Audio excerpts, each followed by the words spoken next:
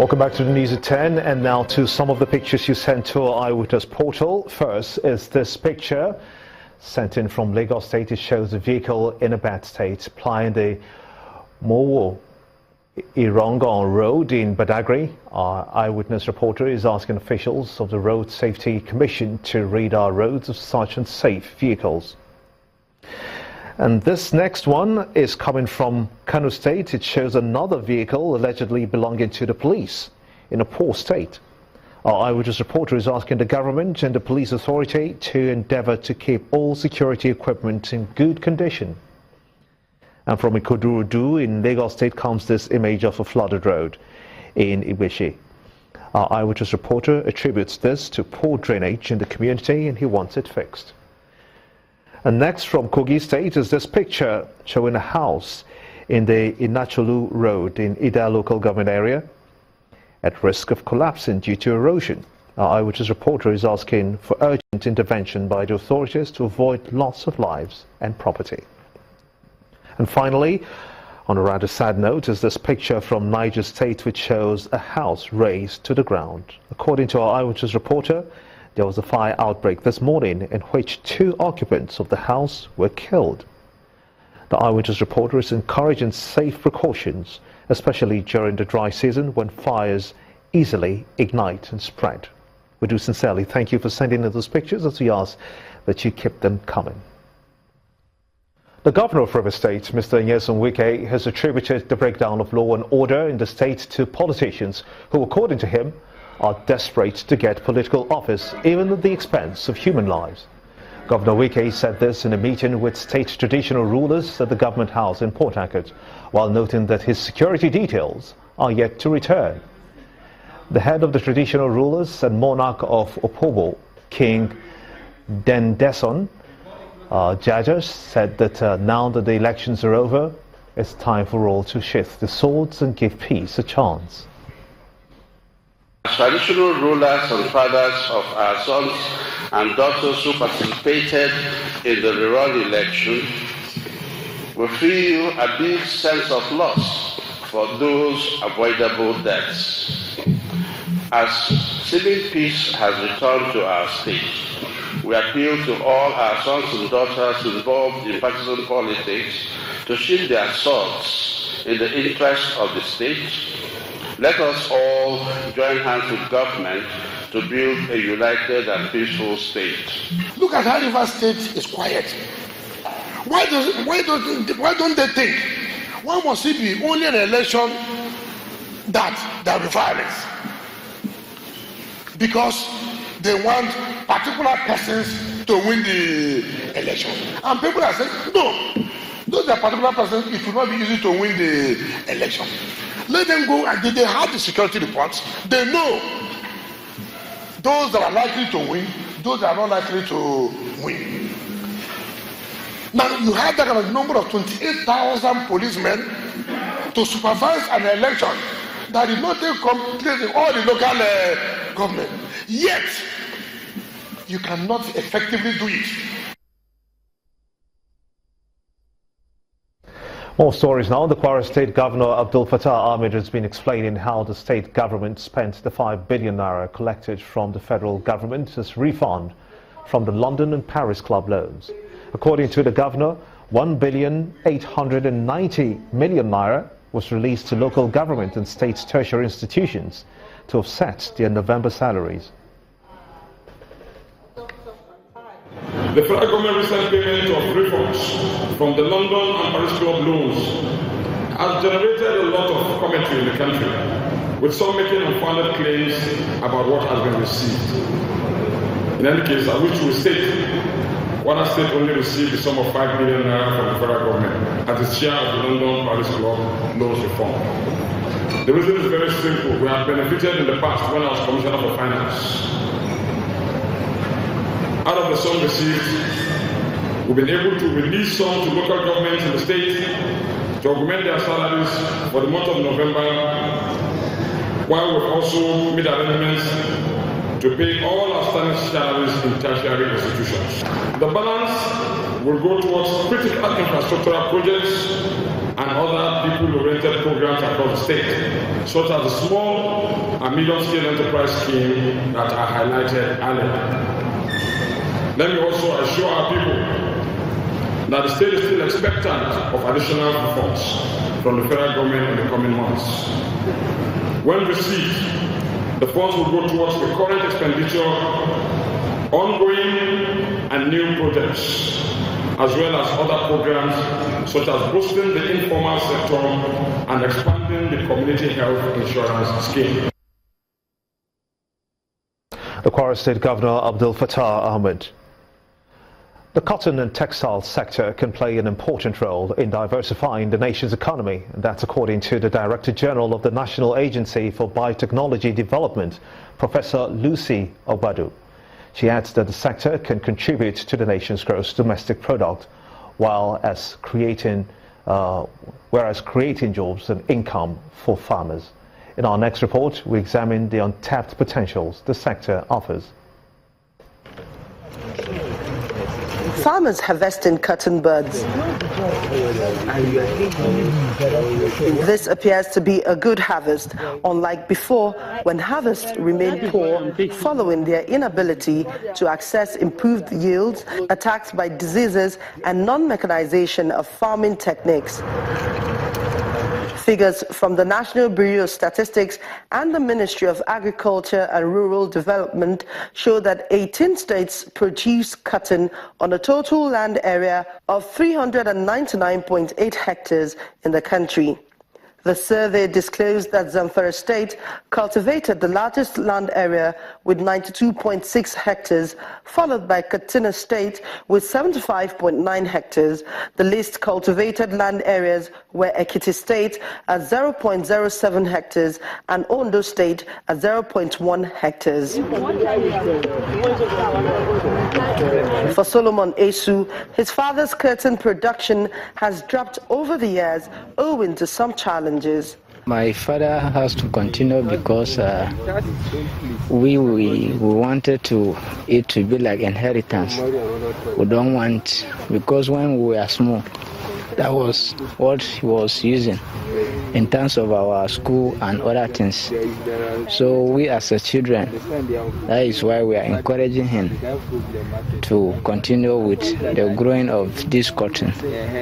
But it's just that they are not longer bringing out a good yield for now. The only way out of this, according to experts, is for a total overhaul of the cotton sector. This, according to them, will provide jobs and the needed income for farmers, as well as contribute to the economic development of the nation. If the farmers are not able to have enough yield, if they are not able to have the right quality of cotton to supply to the companies, obviously, they have no market. How many local weavers are there if you are talking about the local looms? So the major market for cotton farmer is the textile industry. This technology can contribute a lot to revamping our industries, contribute to food security, and so on and so forth, and so to also raise agricultural productivity.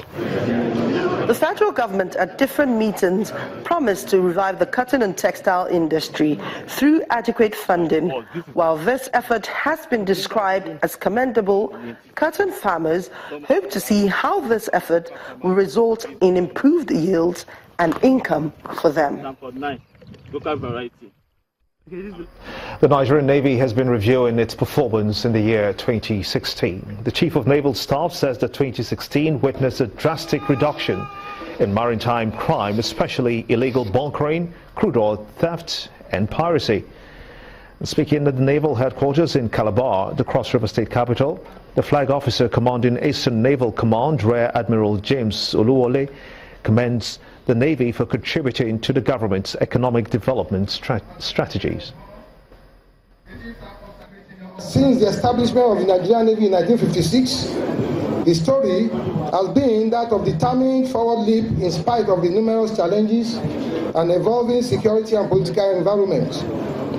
The Nigerian Navy over the years creditably accounted for itself in ensuring the maritime security as well as maintaining national stability in the sub-region. To sustain the collaborative effort in the sub-region, the Nigerian Navy must improve on its fighting capability and operational effectiveness. I'm glad and proud to announce to this distinguished audience that some milestones have been achieved, especially in the areas of fleet recapitalization, which entails acquisition of platforms from friendly countries and local construction. Our maritime domain awareness capability was also vigorously pursued, and this has resulted to the increase in surveillance of the maritime space to obtain real-time information of events at sea. Accordingly, there has been a drastic reduction in maritime crimes, especially illegal bunkering, crude oil theft, and piracy, which hitherto was prevalent in our waters. This facility is undoubtedly one of the best in the sub-region, and I consider it key for a timely and accurate response to illegalities in the maritime environment. Well, it's time now for business news on the news at 10 with Melinda Kilami.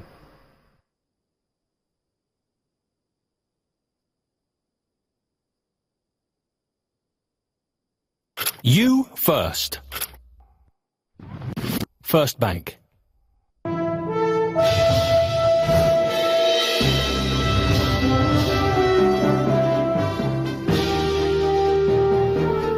Thank you so much, Gimba. Welcome to Business News. Nigeria's foreign exchange reserve stands at $25.36 billion as at December the 22nd, close to a 4-month high. Data obtained from the Central Bank of Nigeria shows that the reserves rose by almost $300 million in less than a week. Now, the last time the reserves recorded this figure was on September the 2nd, with a balance of $24.36 billion. The forex reserves have been on a steady decline since June 2014 due to the fall in crude oil prices. The federal government plans to issue 124.84 billion naira worth of treasury bills on January the 5th, 2017. The bills will have maturities ranging from 3 months to a year. The Central Bank of Nigeria will offer 28 billion naira in the 91-day bill, 42 billion naira in the 182-day bill, and 55.84 billion naira in the 364-day bill using the Dutch auction system. In a notice to the dealers, the CBN expects all market dealers to submit their bids on Wednesday, that's January the 4th, 2017. The world of Islamic debt capital market is forecast to rev up in 2017, led in the main by the chief players in the Middle East. The return of the Islamic bonds may not be entirely driven by the traditional issuers in the Gulf Cooperation Council, but by Asia, Europe and Africa. And this is the view of Omar Sheikh, an advisory board member of the Islamic Finance Council in the United Kingdom, who speaks to Channels Television on Tuesday. Much broader than the GCC. If you look at the debt capital markets in the GCC, they're quite nascent and very young. They've always survived well off, deep pockets of petrodollars and sovereign wealth funds. The issuance in this market, as we're seeing, is much broader. So it's Malaysia, it's Indonesia, in the Far East. We're seeing even in the UK here, the UK government successfully issued a 200 million sterling sukuk, which was oversubscribed nearly 10 times. In Nigeria, we've had the SEC working together with CBN and others putting out the framework and the necessary guidelines for issuances to happen there locally. I understand just recently the Debt Management Office in Nigeria also formally issued an expression of interest to get advisors in for Nigerian government to issue a sovereign sukuk. So if we go across to East Africa and Kenya, we're seeing the same activities as well. So it's much broader than the Middle East story per se.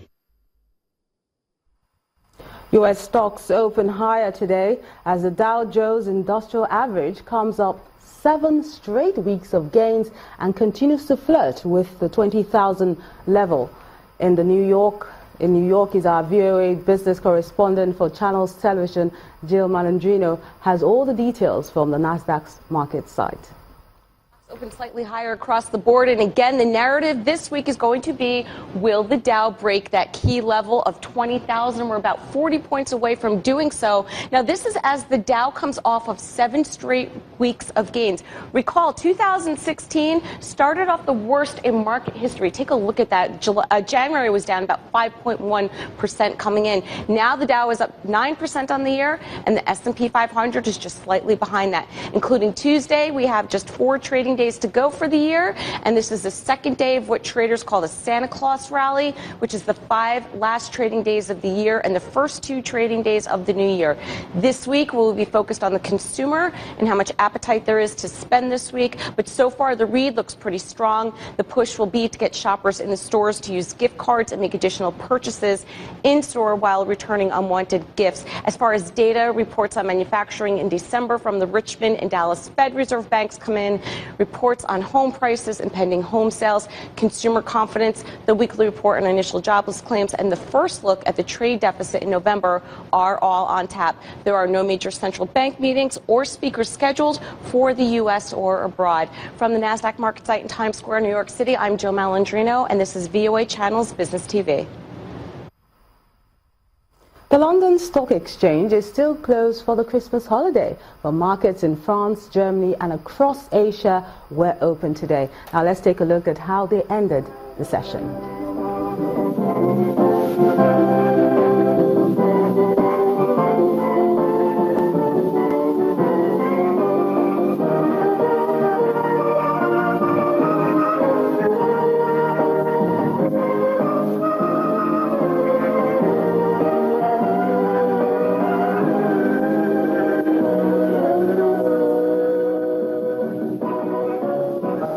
And that's it on Business News. I'm Melinda Akinwami.